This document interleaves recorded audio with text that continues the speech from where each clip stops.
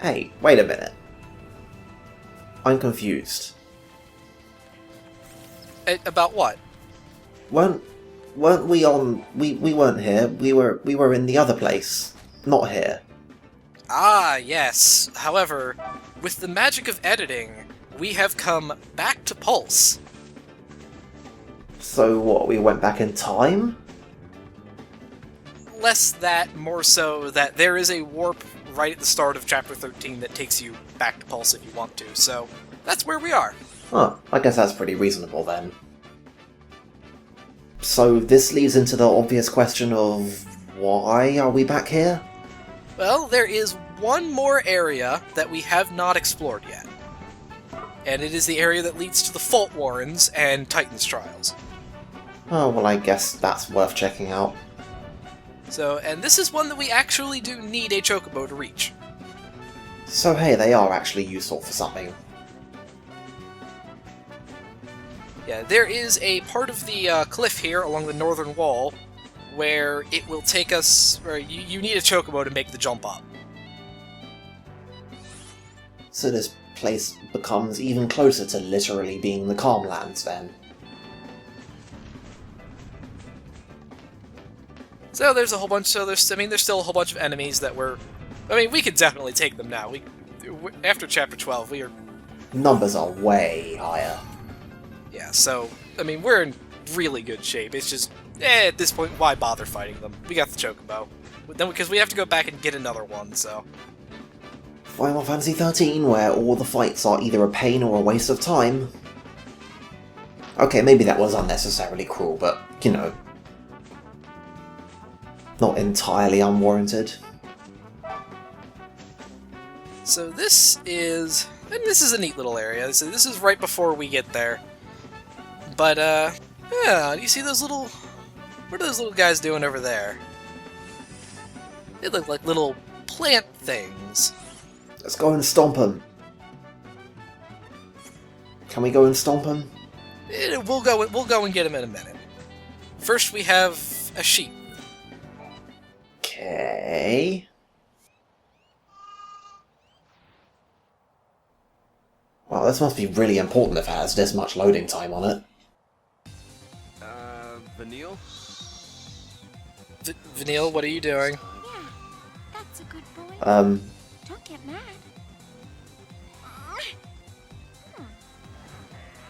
Hey, you're not mad, are you? Even the sheep is just like, what the fuck are you doing, Vanille? What are you doing? Stop that! All right. well, Sorry about that. admittedly this is Feelings, huh? not quite the weirdest thing we've seen from Vanille. This is true. This is technically true. And you do get some wool out of it, for what it's worth. Okay. Even if that wool is What do you think these guys technically look like useless here? outside of either selling it or crafting with it. Yeah, I was gonna say, what is it worth? Not much. So hey, these guys don't look too hard. I think we can take them. Seems workable.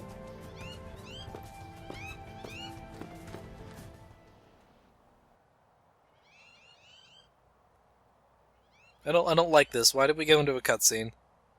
Well, because we're gonna stomp him so hard. Someone is getting stomped. Oh. Oh, that's... oh dear. Spoiler, it's us. Yes, it's us. We're the ones getting stomped here. It's a reasonably cool enemy design, though. It sure seems a lot more coherent than other stuff that we've seen from this game. Hey, that So- might be a hero. I don't think I'll Yeah, be as Snow is gonna point out here, we're gonna let him go. We will fight one of those guys eventually, but that won't be until Titan's Trials. I seem to remember in a playthrough of this, I totally cheesed that guy. Because there's a way to cheese it, but it's really annoying, and I'm not sure it's actually more worth doing than just grinding and doing it regularly. Yeah, it's... you can death spam them down, it's really, really inaccurate. It's really not worth doing. Yeah. But think of the drops. Like, unless you absolutely positively have to kill them right now, just let it go. Also, that's a Seath paling. It is. So we have another Undying to go fight. Well, this area had better be worth it. Yeah, so this one is going to send us all the way back to the Mahabharata. Oh, goody. Yeah, and the closest Waystone is, you know, way the hell back at the start of the area. So hey, do you remember that door that didn't do anything last time we were here? Does it suddenly and magically do something for no reason other than that we've started a hunt? You got it! Wow. How did I guess?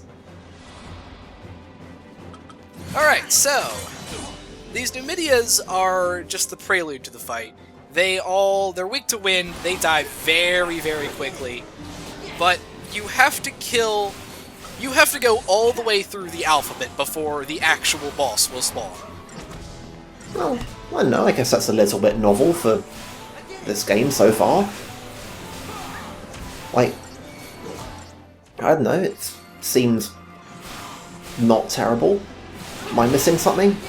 No, they're not hard by any stretch of the imagination, but you just gotta go through the whole thing, and it just takes a while, that's all. Alright, so now we have an actual boss. Yeah, so here's Syphax. He's a little beefier. I guess. Still weak to wind, though.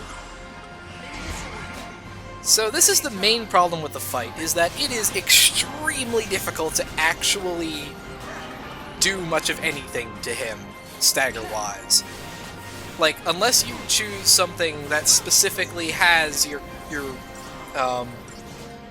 Ravager follow the commando, like Delta Attack, Vanille will sit here and continually try to defaith all of the little guys, and you will just get absolutely nothing done.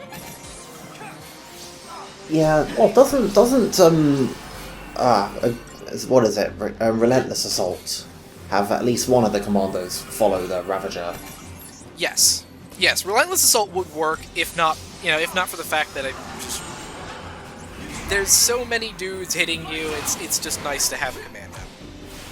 Well, I guess that actually makes this one of those times where Delta Attack is actually a really, really good idea for a default paradigm. Because it lets you have a focused attack and keep all the little guys busy doing nothing. So yeah, as really don't want to waste time with the Numidias at this point. If you kill them, he will just summon more of them. It seems like a pretty good time for summoning. It would be, yeah. I mean, he's doing it. Well, yes and no. Because remember that stagger will be totally reset after a summon. Yeah. Why can't they be useful? Yeah, so given that we already have him up like 80% of the way, it would actually be a really bad idea to stagger him, to use summon here. Oh well. Also, it would also be a really terrible idea because Hope's summon is Alexander, and all of these guys are flying, so like none of his earthquake attacks would hit at all. Oh, what, they change Alexander to be Earth? That's not right. Well, most of his attacks in Gestalt mode are like earthquakes and lasers and shit. So that's really dumb. Well, not the lasers. The lasers are awesome, but come on. So basically, I would be short one of Alexander does not have a whole host of attacks, and I would be cutting out one more of them on top of that. So. Well, okay then. Fortunately, Syphax only has about 2 million HP, so he doesn't take too much to go down. Still not going to get done in one stagger, though. Unfortunately not. Well, that looks like an interesting mechanic that he just used. Is it actually interesting? Not particularly. I'm not really sure what it actually does, to be honest. It sounds like it should... an attack that scales in power with how many of the small guys you've killed. You would think, but it only did 1,000 damage, and at that point we have killed... God, at that point I'd probably killed about 30 or 40 of the little fuckers. Oh. So yeah, now that we've cleared that, now we get to walk all the way back to the other place. But you know what? It's all worth it, because now we're officially a Heart Striker. Yeah, that's great. Well, first we're gonna grab the goodies that are here, though.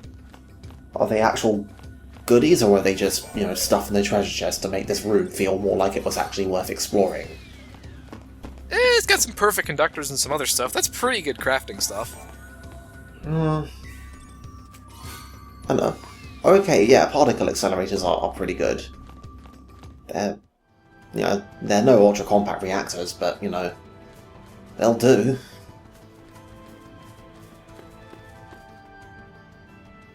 Alright, so this is the other town, as it were. Town, huh? Yeah. I mean, in the same definition that we were using, Ready to rumble, like, are you remember Padra earlier, when we were in Pulse. This is the other major city in this particular part of the plains. Well, that's one definition of a town, I guess. I believe it's actually called Hadra, but don't quote me on that. Okay. So, what's here that's in any way worth doing? Well, there's a couple goblins, but none of them... The fights aren't very interesting for the most part, because we are actually really over-leveled for this, coming back from Chapter 12. But there's some goblins, there's another Undying Hunt, and then we will get to... And if we wanted to, we could start Titan's Trials from here. But that'll be for later. So, this wool... I don't know. I just looked on the map and saw that there was a thing that I could do, and I went over there and there was a sheep. Okay... Well, I won't question it if you won't.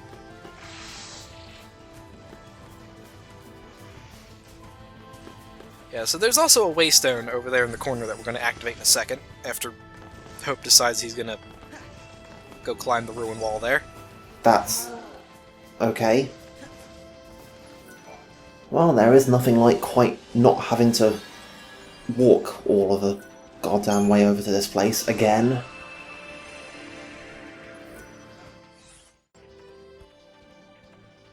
Oh, this is the point at which I have no idea where the fuck it is, so... Okay. Oh, there it is, I found it. So, do we want to know how actual long that took? That was sped up at double speed. It probably took me like 10 or 15 seconds to find this damn thing. You'd think that they give you, like, a pointer on the map that shows up in a corner and flashes if you're not looking at it. For how big a deal they make of these damn things. And, like I said, these hands, like I said, they're nothing to write home about. Like, it literally is like, if I don't kill these hands in, like, literally the opening attack, I don't get, like, I get, like, 3 stars. Well, it's good to know they find some way to scale the requirements somewhat sensibly. Still satisfying to do. And then Hope has his majestic boomerang staggering of the animation. Nice. No, I still think the best one of those is Snow's. Snow's is the best preemptor strike. Just walk over to the first guy, punch him. Walk over to the second guy, punch him too. Everyone just stands there while he runs around and punches them.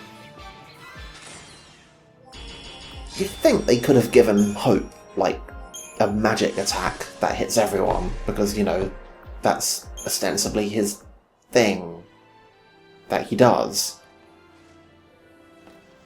Let's not get too crazy now. Oh, I don't know. Seemed halfway sensible, but I guess halfway sensible is pretty crazy for this game. I mean, considering that all they're doing is they're reusing their commando animations, yeah. I don't know. It'd be a entirely useless visual flourish, which is seemingly all this game does. Well, admittedly, Hope does have a blitz. I have no idea how the fuck it works, but he does get blitz eventually, so... Okay then. Alright, so another Undying, Zenobia the Butcher. Oh, I like where this is going. Yeah, fortunately, he is right here in town, so we don't even have to go anywhere. You know what? I have a feeling that this is going to be the best fight in the game. It's just a feeling, though.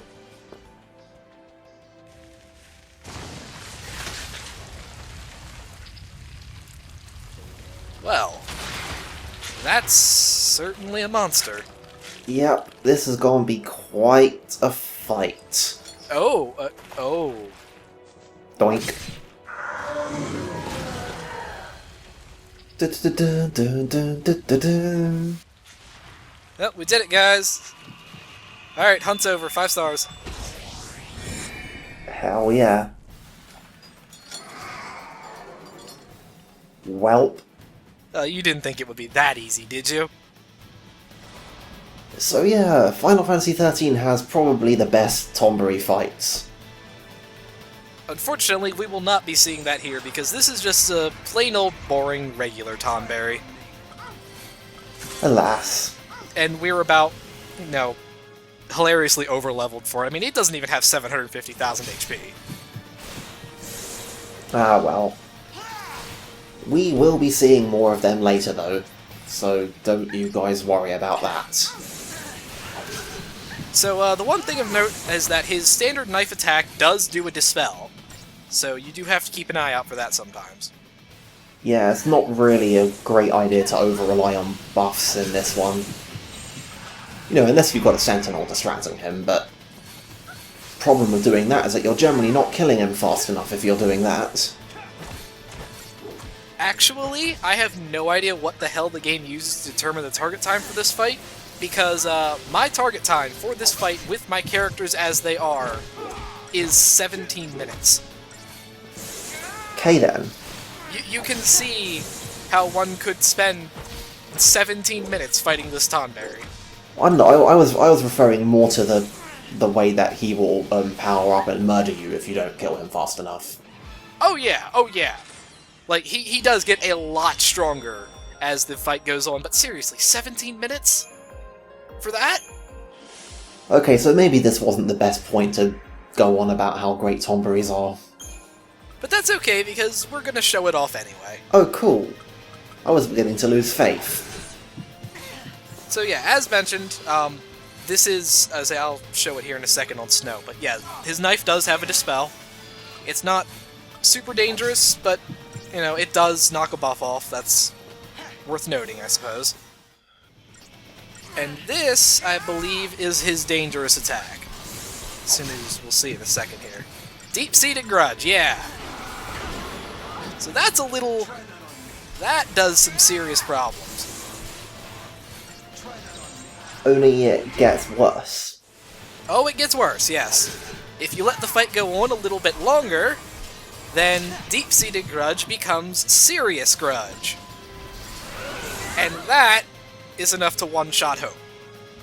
Well, So yes, if the fight goes on long enough, it will fuck you up. But, really, even if you did it at the appropriate time, there's no reason for that to be a problem. yeah. If you're doing it properly, single Tombury doesn't really pose very much of a threat. Keyword there being single, of course.